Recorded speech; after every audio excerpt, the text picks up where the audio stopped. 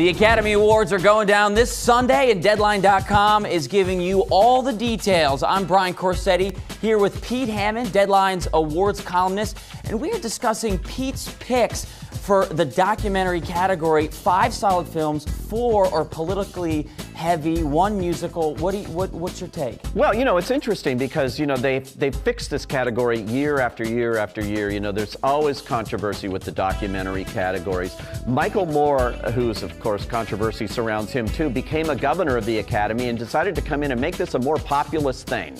And so he opened it up to the Academy at large and to larger groups of voters. They had a problem in the nomination phase because the people voting on all these documentaries suddenly had 80 movies dropped at their door, and he didn't expect that. You know, it used to be these smaller committees that would do 15 films each. You know, all of a sudden everybody's got to watch, you know, 150 movies. So they'll probably change that again next year, but somehow they whittled it down and really came up with a smart group of 5 nominees. You haven't heard any complaints, which is what you always hear in this category. So again, typical kinds of nominees here, though. Heavyweight subject matter, The Invisible War, about the rape of women in the military. You have How to Survive a Plague, which is always about the AIDS crisis, a stunning movie.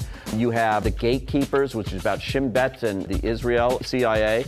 And you have 5 Broken Cameras, which is Israeli-Palestinian issues. I mean, all of these things. And then you have Searching for Sugar Man, which is one of the most impressive movies I've seen. Not just documentaries, but movies in terms of structure. It's built, it's suspenseful. The way it's directed, this guy spent 10 years developing this movie, and you know, it's such a great story. It's about this singer named Rodriguez who was forgotten. He's from Detroit. His career ended years ago. It's 30 years he hasn't been in the spotlight. But suddenly, these filmmakers discovered this guy that nobody knows who he is like the symbol of the anti-apartheid movement in South Africa. His music speaks to South Africans. He's like the Beatles there. He's like Elvis there. He doesn't know it. He has no idea he's the superstar in South Africa. He's working a day job.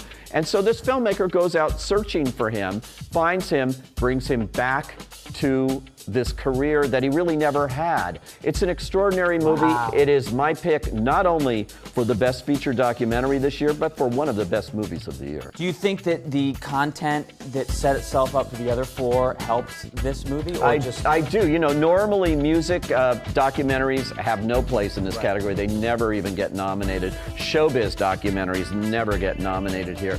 It's always these heavy subjects, so I think the others cancel themselves out, and the fact that this one got in there, and the fact that they changed the rules this year so that the entire Academy now has been sent these 5 documentaries to watch. You're going to have a much more populist kind of vote this year, and the one that really fits into that is Searching for Sugar Man. It's going to be a very interesting Academy Awards. Yeah, you're telling me.